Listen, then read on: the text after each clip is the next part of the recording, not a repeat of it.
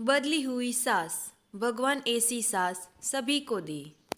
उमा आज सुबह से ही बड़ी तेजी से अपना काम निपटा रही थी। उसके पीछे की वजह ही काफ़ी खास थी। उसको पूरे 3 साल बाद अपने मायके जाने का मौका जो मिला था। काम करते वक्त वह काफ़ी रिलैक्स थी, क्योंकि सासू माँ ने उससे कहा था कि कुछ दिनों तक दीपा, जो कि उसकी ननद थी, नहीं आने वाली है।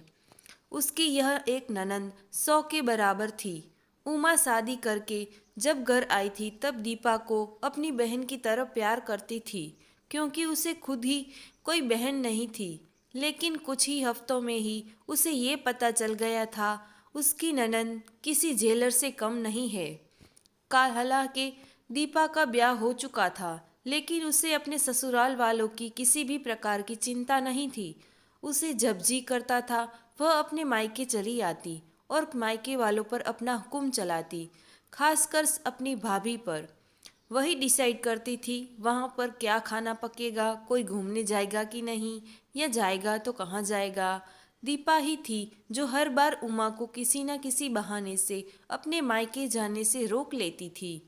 लेकिन आज का दिन कुछ अलग था, क्योंकि माँ के कहने पर दीपा के पति ने उसके मायके जाने का इंतज़ाम कर दिया था। ट्रेन की भी टिकट बुक हो चुकी थी। सारा काम खत्म करने के बाद उमा अपने पति के साथ अपना सामान लेकर घर के बाहर निकलनी ही थी कि सामने ही दीपा आती हुई दिखाई दी। दीपा, जिसके मुंह पर बड़ी थी स्माइल और आंखों में चमक थी, वह दूसरी तरफ उमा की आंखों में उसको देखकर पानी आ गया था, जो बस आंसू के रूप में छलकना बाकी था। भैया भाभी के पास आकर दीपा ने कहा, क्यों भैया, कहाँ चले? अपनी पत्नी के साथ सैर सपाटा करने के लिए अपनी बहन को भूल गए क्या? दीपक ने कहा, कहीं सैर सपाटा करने नहीं, तुम्हारी भाभी को मायके छोड़ने जा रहा हूँ। अच्छा, मैं आई तो भाभी जाएगी? क्या आपकी पत्नी को मेरा आना पसंद नहीं है? दीपा ने भाई भाभी को टोंट मारते हुए कहा। मन में उदासी और आंखों में नमी लिए उमा पलटकर घर के अंदर जाने लगी, क्योंकि उसके मान लिया था कि इस बार भी दीपा की वजह से उसको मायके जाने फैसिल नहीं होगा। लेकिन तभी सामने से उसकी सास आई और बोली, तुम दोनों अभी तक रेलवे स्टेशन नहीं गए?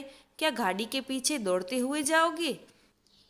दीपा बीच में टपकते हुए बोली, यह क्या कह रही हो माँ? मैं आई हूँ और अब भाभी को मायके भेज रही हो। क्या अब मैं आपको भी इतनी खटकने लगी हूँ? माँ ने दीपा को डांटते हुए कहा, तेरा क्या है बेटा, तेरे लिए ये मायका थोड़ी है। यह तो तेरे लिए एक प्रवास स्थल है, जहाँ तू जब जी चाहे तब अपने ससुराल में बोरियत महसूस करे आ जाती है। लेकिन यह बेचारी तो ऐसा नहीं करती, बल्कि वह तो जब जाना चाहिए तब भी वह मायके नहीं जाती। इसलिए उसका अभी जाना मायके जाना बहुत ज़रूरी है। मैं तेरे या मेरे या किसी और की वजह से उसका इस बार मायके जाना बिल्कुल रद्द नहीं होने दूंगी। पहले यह बता, तू कुछ दिनों के लिए नहीं आने वाली थी ना, फिर कैसे आ गई? मैंने तो ऐसे ही कह दिया था। मैं देखना चाहती थी कि मेरे ना आने से भैया खुश होते हैं कि मुझे बुलाते हैं। दीपा ने कहा, हाँ हाँ, क्यों नहीं, कोई बुलाए या ना बुलाए, पर्यटन स्थल पर को हर कोई जा सकता है। अब की बार मेरी बहू को उसके पर्यटन स्थल पर, यानी कि उसके मायके जाने दे। बेचारी ने सिर्फ अपने भाई की शादी देखी है और अब तो उसके भाई को बच्चा भी हो गया है। उसका मुंह तक नहीं देखा उसने। उसे भी अपने हिस्से का सुख भोगने दे। माँ ने दीपा को फटकारते हुए और उमा की साइड लेते हुए कहा। अपनी सास के मुंह से अपने लिए ऐसे शब्द सुनकर उमा की आंखों छलकने लगी। उसने अपनी सास को गले से लगा लिया। सास ने कहा, बहुत हो गया प्यार, जल्दी जाओ वरना ट्रेन छूट जाएगी।